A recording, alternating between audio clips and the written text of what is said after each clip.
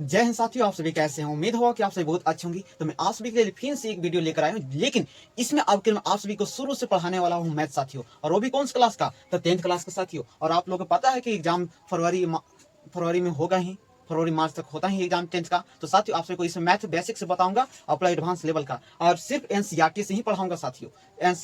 NCERT से पढ़ाऊंगा, और ऐसा सभी क्वेश्चन आप सभी को कॉन्सेप्ट बताऊंगा, जिससे कि आप आसानी से एग्जाम में अच्छा मार्क्स ला सकते हैं। 90+ लाइएगा साथियों एग्जाम में मैथ में, और ऐसा होगा तो 100 भी आ सकता है साथियों, यदि आप अच्छा तरह से ध्यानपूर्वक पढ़िएगा तो। चलिए जानते हैं। देखिए वास्तविक संख्या, देखिए संख्या को तो बहुत सारा ऐसा संख्या है, तो ऐसे बहुत सारे संख्या है, तो संख्या के दो भागों में बांटा गया है। एक होता है वास्तविक संख्या और दूसरा होता है काल्पनिक संख्या साथियों। लेकिन काल्पनिक संख्या के बारे में नहीं पढ़ना रहता है, सिर्फ वास्तविक संख्या के बारे में पढ़ना रहता है साथियों। आगे एडवांस लेवल में पढ़िएगा जाके। देखिए वास्तविक संख्या को बहुत अलग अलग भागों में बांटा गया है। पहला ऐसे होता है परमेय संख्या, अपरमेय संख्या, और फिर ऐसे हम लोग इधर भी पढ़ते हैं साथियों।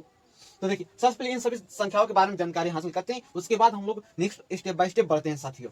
वीडियो में लेट नहीं करेंगे। देखिए जब जैसे हम लोग पढ़ते हैं तो आता है हमारे पास पूर्णांक संख्या। पूर्णांक संख्या वैसा संख्या जो कि धनात्मक और ऋणात्मक दोनों में होता है। धनात्मक में भी होता है और ऋणात्मक में भी होता है साथियों। धनात्मक में भी होता है और ऋणात्मक में भी होता है। तो वैसे संख्या जो प्लस में भी होता है और माइनस में भी होता है, तो वैसे संख्या को क्या कहा जाता है, पूर्णांक संख्या साथियों। और इसमें याद रखिएगा, इसमें जीरो जो होता है, शून्य होता है, ये शून्य ना ही धनात्मक होता है ना ही ऋणात्मक होता है साथियों। याद रखिएगा, ये जो शून्य होता है, जीरो होता है, ना ही धनात्मक होता है ना ही ऋणात्मक होता है।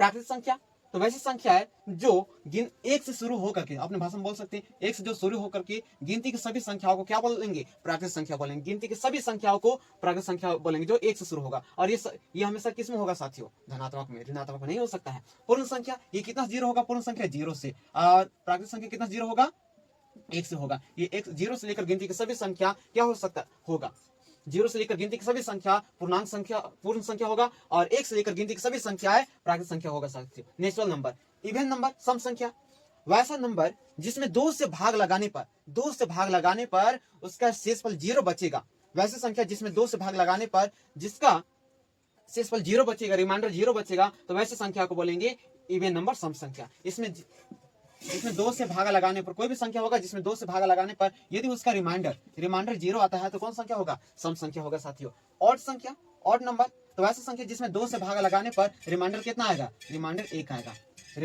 आएगा, शेषफल यदि एक आता है। वैसे संख्या जिसमें दो से भाग लगाने पर रिमाइंडर यदि शेषफल एक आता है, तो कौन संख्या होगा, ऑड नंबर साथियों। इतना समझ में। और नेक्स्ट प्राइम नंबर अर्थात अभाज्य संख्या। तो इसमें वैसे संख्या जो खुद से कटेगा, ये खुद से कटेगा और एक से कटेगा साथियों, एक और खुद से कटेगा। वैसे संख्या सिर्फ एक और खुद से कटेगा। तो देखिए साथियों, दुनिया में जितने भी नंबर हैं सभी एक से डिवाइड होता है, सभी एक से डिवाइड होता है। और वह संख्या जो एक से भी होता है और खुद से भी होता है, सिर्फ ये दो नंबर से डिवाइड होगा। तो किस किस से, ये खुद से होगा और एक से होगा। तो वैसे संख्या क्या कहलाएगा, प्राइम नंबर कहलाएगा साथियों, अभाज्य संख्या कहलाता है। कौन कहलाएगा, अभाज्य संख्या साथियों। या बोल सकते हैं जिसका गुणनखंड, जिसका फैक्टर कितना होगा, दो होगा, सिर्फ दो, मतलब एक खुद होगा, दूसरा एक होगा, अर्थात दो को हो जाएगा। कितना होगा, दो। और कंपोजिट नंबर अर्थात अभाज्य संख्या, वैसा संख्या जिसका दो से ज्यादा, दो से अधिक, जिसका दो से अधिक गुणनखंड हो, वैसा संख्या जिसका दो से अधिक गुणनखंड होता है, अर्थात दो से अधिक फैक्टर होता है, तो वैसे संख्या को क्या कहा जाता है, कंपोजिट नंबर कहा जाता है, अर्थात भाज्य संख्या कहा जाता है साथियों। वैसे दो या दो से अधिक संख्या जिनका सिर्फ एक आता है, तो वैसे संख्या को बोलेंगे कोप्राइम नंबर अर्थात सअभाज्य संख्या। फिर से शुरू करते हैं साथियों। जो संख्या धनात्मक और ऋणात्मक में होता है उन्हें इंटीजर नंबर या पूर्णांक संख्या कहा जाता है, लेकिन शून्य पूर्णांक होता नहीं है। प्राकृतिक संख्या जो कि एक से शुरू होकर गिनती की सभी संख्याओं को क्या बोलते हैं, प्राकृतिक संख्या बोलते हैं साथियों। इवन होल नंबर जो जीरो से लेकर गिनती की सभी संख्या को क्या बोलते हैं, पूर्ण संख्या। इवन नंबर जिसमें दो से भाग लगाने पर शेषफल जीरो बचता है, तो वैसे संख्या क्या बोलेंगे, इवन नंबर। ऑड नंबर वैसे संख्या जिसमें दो से भाग लगाने पर रिमाइंडर शेषफल एक बचता है, तो वैसे संख्या को ऑड नंबर बोलते हैं। प्राइम नंबर वैसे संख्या जो खुद और एक से ही डिवाइड होता है, तो वैसे संख्या क्या बोलते हैं, प्राइम नंबर अर्थात अभाज्य संख्या बोलते हैं। अर्थात इसका गुणनखंड सिर्फ दो ही निकलेगा, सिर्फ निकलेगा खुद और निकलेगा और एक निकलेगा उसमें से।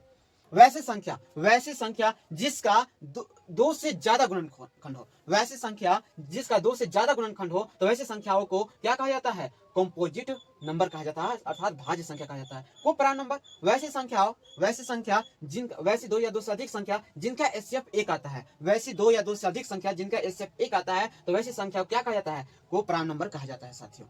जैसे मान लीजिए मेरे पास को प्राइम नंबर को साबित करने के लिए है कि मान लीजिए कोई भी नंबर है 8 है और 8 और 9 है। यदि कोई भी लगातार नंबर को भी निकालिएगा एचसीएफ, तो उसका कितना एचसीएफ आता है साथियों? 1 आता है। जैसे मान लीजिए इन दोनों का एचसीएफ निकालेंगे तो कितना आएगा? 1 आएगा। यदि इन सबका गुणनखंड भी करते हैं तो इनका कॉमन नंबर कितना आएगा? 1 आएगा साथियों। कितना आएगा? 1 आएगा। जब इसका फैक्टर निकालेंगे, गुणनखंड करेंगे, तो इनका गुणनखंड निकालने के बाद जो कॉमन नंबर निकालेंगे तो 1 निकलेगा साथियों सिर्फ। मान लीजिए कोई भी है और 10 है और 10 हो गया, 10 और 3। अब इनका निकालेंगे एचसीएफ, तो एचसीएफ कितना आएगा साथियों? 1 आएगा। कितना आएगा? 1 आएगा, क्योंकि इसका जब कॉमन नंबर हम लोग निकालेंगे, गुणनखंड करके इनका कॉमन नंबर निकालेंगे तो सिर्फ 1 निकलेगा साथियों। तो ऐसे नंबर को हम लोग क्या बोलते हैं? को प्राइम नंबर बोलते हैं साथियों। को प्राइम नंबर अभाज्य संख्या बोलते हैं। कंपोजिट नंबर जिनका दो या दो से अधिक गुणनखंड निकलता हो, तो वैसे संख्या को कंपोजिट नंबर बोलेंगे। और देखिए साथियों, इसको तो आप पहचान सकते हैं आसानी से। इवन नंबर को हम लोग कैसे पहचान सकते हैं, अर्थात सम संख्या को कैसे पहचान सकते हैं? तो देखिए, किसी भी यूनिट डिजिट को कोई भी संख्या हो, उसका इकाई अंक में यदि 2 से भागा लगाते हैं, कितने से? 2 से। ये 2 से भागा लगाते हैं, कोई भी अंक हो, कोई भी नंबर हो, उसकी इकाई अंक में यदि 2 से भागा लगाते हैं, तो यदि वो कट जाता है और ये 2 के पहाड़ में आता है, तो इस संख्या को क्या बोलेंगे?